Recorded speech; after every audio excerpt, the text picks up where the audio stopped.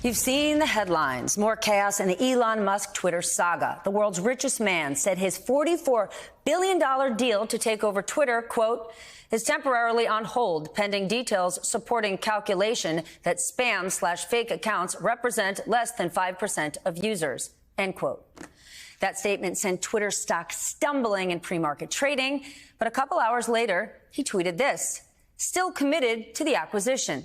Here to discuss it, NBC News tech correspondent, my dear friend Jake Ward. He has been covering disinformation and studies the effect of social media platforms on human behavior. Jake, I am so happy you're here, because here's the thing. There is absolutely no new material information about fake accounts.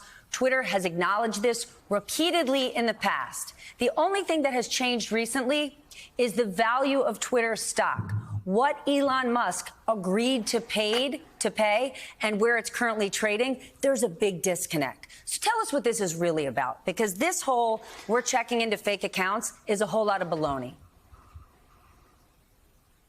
Well, that's right. I mean, it is certainly no secret, Stephanie, that Twitter has spam bots all over the place, right? They are the front line of information warfare all over the world on it and other social media platforms. And when Elon Musk announced his intention to acquire Twitter, he mentioned them specifically. So it's not like he's surprised by it. So as you say, that's new, not a new piece of material adversity. This definitely, as we see the stock price slide by about 25% lower today at about $40 from what he is agreeing to pay for it, which is a $54.20 a share, you know, this really smacks of somebody going, okay, wait, time out, I don't like how this game is going.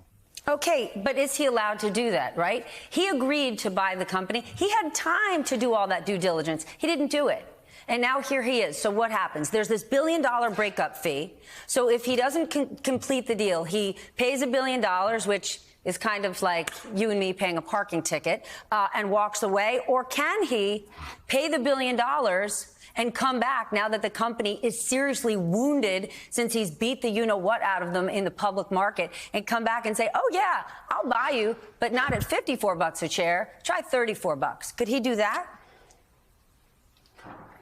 Well, that's right. He could absolutely do these things. I mean, in my experience, the people who run companies like the ones that Elon Musk runs tend to be people that only do things when they have at least two possible outcomes and possibly serve even more purposes than that. So in this case, it definitely feels like somebody essentially either giving himself the opportunity to buy the company for a lesser amount of money, or giving himself the opportunity to walk away and perhaps bring the price of Tesla shares up higher than they were before. Now, you know, the weird part about it, of course, here is that Twitter, you know, it's one thing for Elon Musk saying, T.O., I don't like how this game is going. The game's going even worse for Twitter, right? They, at this point, don't have any other suitor lined up. It's not at all clear how they could do anything other than renegotiate with him. They maybe not want to go into a costly legal battle with them and hurt their own share price, maybe even subject themselves to lawsuits from their shareholders. So they may have even fewer options than he does. But the billions of dollars at stake here, I mean, I get sweaty when I can't even, you know, when I miss a payment on a credit card.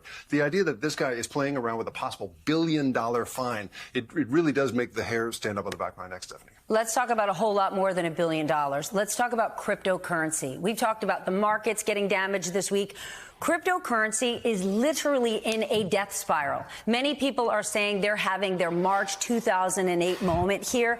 Talk us through who this is going to hurt, because while this may be like the subprime crisis, March 2008, it's very different.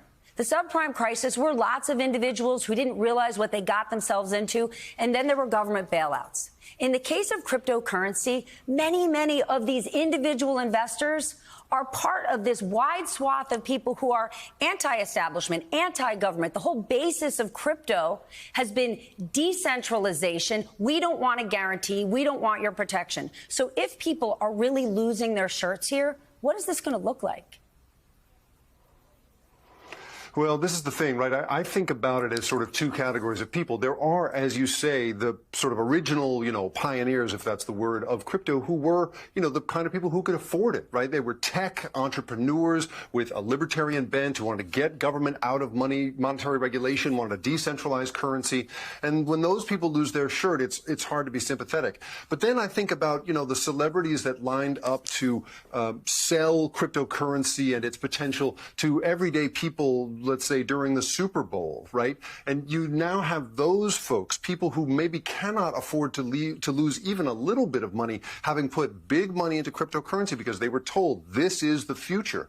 And then I think beyond our borders, you've got countries like El Salvador that have sunk, $150 million of taxpayer money. The citizens of El Salvador just watched their president put another 500 bitcoins, into the system using their dough. I mean, we're talking here about people who really may not have been able to afford to lose that money suddenly being on the hook for it. I think that's the great tragedy of this one. But Jake, one of the things that made cryptocurrency so valuable is that it is unregulated. They've been fighting against regulation, and regulation is what protects you. So all those celebrities you're talking about, Reese Witherspoon, Matt Damon, Kim Kardashian, Gwyneth Paltrow, Paris Hilton, LeBron James, who all were pumping cryptocurrency, NBC News reached out to all of them today. And you know what they said about crypto?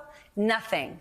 If you and I have our life savings in Wells Fargo or Citibank and they go under, the FDIC is there. Our money is guaranteed. If Coinbase goes bankrupt, that crypto's gone. It is the craziest thing to watch, the most visible faces in our society push something that really has no protections to it at all. And to see even what we're calling stable coins, these Bitcoin and cryptocurrencies that are supposed to be connected to the dollar, even those are in the death spiral now. So yeah, 200 billion erased in a day. We're talking about a very big loss for a lot of people who cannot afford it, Stephanie. Jake, thank you. And for our audience right now, if you are shaking your head, I want you to know we were too. My team discussed all day. Are we going to cover this? Crypto's complicated. Do we care? We're not invested in it. I get it. I'm not. Many of you might not be either. But this is so big and the losses could be so huge. The knock-on effect could impact our economy. It could impact millions of Americans. And at the very least, we just want to keep an eye on it. Jake Ward, thank you.